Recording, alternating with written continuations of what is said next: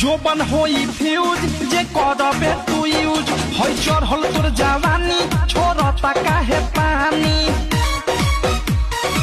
इहे रानी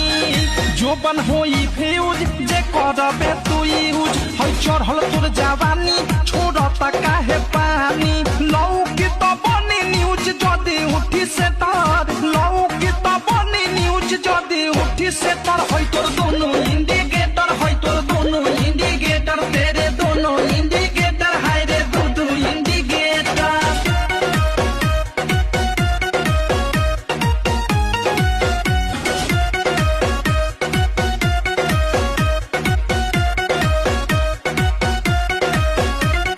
ढोरी हो उघार तोर गरम हो बाजार चिखा दे तनी धन मन होई टाना